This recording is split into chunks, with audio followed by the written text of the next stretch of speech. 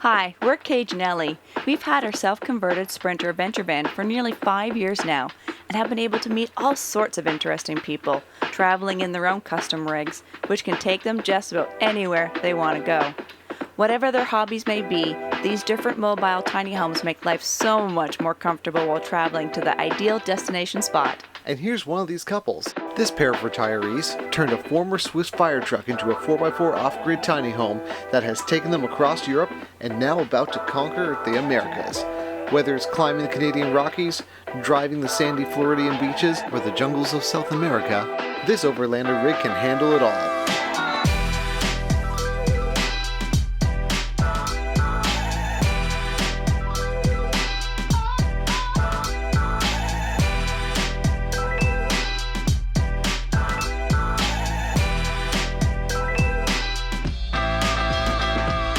This tiny home is mounted on top of a 1987 former Swiss fire truck, now living its retirement years of adventure with Friedrich and Heidrun. Friedrich, retired electrical utility engineer, along with his wife, a creative soul with a music background, have made this 4x4 machine into a home that can take them anywhere.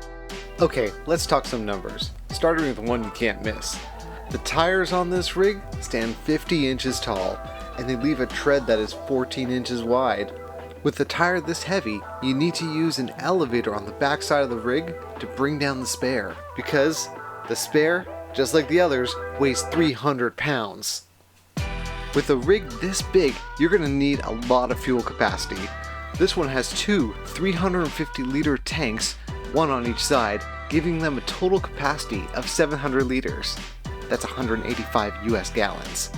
Fill those tanks, grab those bikes, load up 500 liters of water into the internal reservoir, and altogether, this ride weighs in at 24,000 pounds. Now many of you may be wondering why they choose to travel in a rig of this size. Let's hear from Friedrich and Heidrun for their explanation. Our dream was to do it with a motorbike, but with a motorbike it's not so comfortable. So the compromise was we build up this truck and we have a motorbike on the rack. And we had this dream as we were young. Yeah. So this is our dream since 50 years. That's a dream that a lot of us can relate to, but I'm just not sure we'd have 50 years of patience in all of us. Of all the vehicle options, why the Mercedes 1428 AF? Yeah, it's a good chassis. It's four-wheel drive chassis. And it's not so often used, so it is less mileage. We bought it with only about 40,000 miles. And then for this engine and for this chassis, it's quite nothing. Okay, so a German engineer and his adventurous wife had 50 years of planning their retirement rig.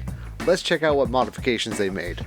Yeah, we have a special camping toilet that separates the fluid things and the other things. Yes, and this is chocolate and lemonade. Okay. Yes. This is a grey water tank for the shower. And then we have storage boxes. This is our shoe box and there is stuff. The charging power for campgrounds in Europe doesn't work in the US. We don't need that. Okay. We have 1.3 kilowatt of peak of solar power on the top. And we have big batteries inside for 1,300 ampere hours. We can stay with cooking and hot water for 4 days without sun. And we have no gas on board. We do everything electric. Nice. When I was invited to step into the rig, I was amazed at the bright and spacious IKEA-inspired interior, with each area thoughtfully planned. 24-volt things. They come from the Swedish furniture shop. Oh, you know them? Yeah, IKEA. Okay. I took a moment to ask Friedrich if there are any engineering solutions he was particularly proud of. He led me to the bathroom. Okay, you normally know that the shower have such a stick and that it takes a lot of space above your head. I decided to make it with magnets and just to switch it on here. And now I have a lot of space here. That is amazing. I saw that on the ceiling. Didn't know what that was for. When you're designing a moving home, there are extra considerations to plan for, and Friedrich tackled some things I've never considered before. I'll rapid fire them out for you right now. The prefabricated box that was put on the chassis of the truck is completely airtight once the doors and windows are closed. He created a passive airflow for the box that comes in through this hidden vent that's above these books. It flows through the cabin and through the vent in the bathroom door and gets sucked into the drying chamber of the composting toilet, which then exhausts out the bottom of the cabin. He solved two problems at once. I noticed this seemingly random vent by the bathroom sink.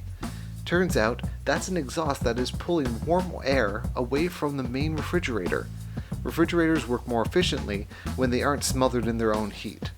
This heat is now keeping the bathroom a little warmer, and the fridge is now running more efficiently. Again, two problems solved at once.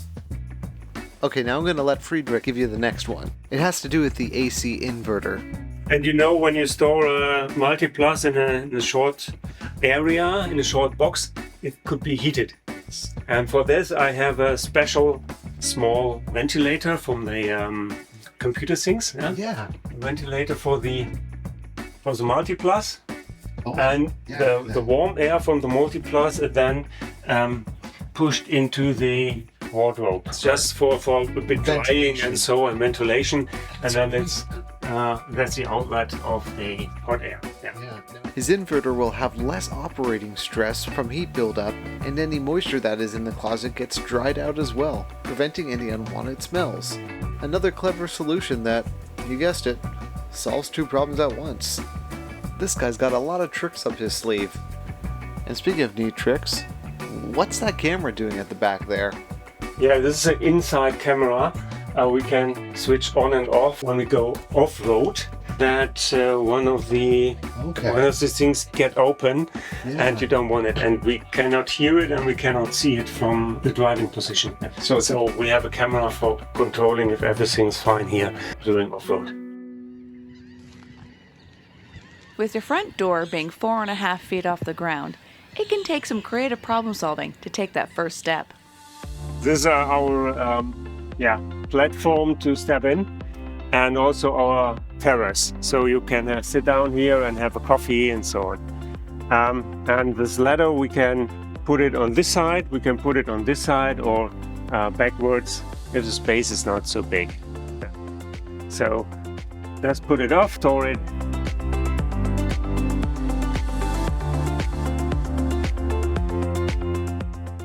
We're gonna let these two finish packing up. An expedition vehicle like this can really turn heads. When they pulled in, unknowingly they became the talk of the campground. Naturally quite curious, Cage and I approached them to get the story behind the truck. But we didn't just get its story, we got to make new friends and hear the stories of what brought them to where they are today. When we first met Friedrich and Heidrun, they had just gotten their truck off of the boat from Europe and were getting ready to have an epic adventure. The next leg of their retirement journey is about to begin, but their story isn't just about a rig on the road. It's a story that began over 50 years ago with a dream.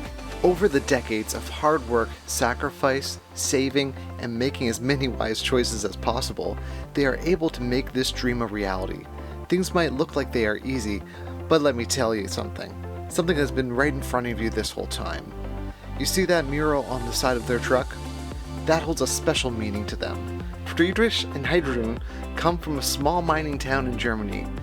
The old mining heritage is where their families come from, and worked through the trials of life, got refined by the struggles, grown through the challenges, and in the end, made it to their promised land of freedom, the paths they are traveling today. So you might just see them on the open road, or they might be passing you. If you do, give a wave and a hello to these exceptional retirees enjoying the open road of freedom.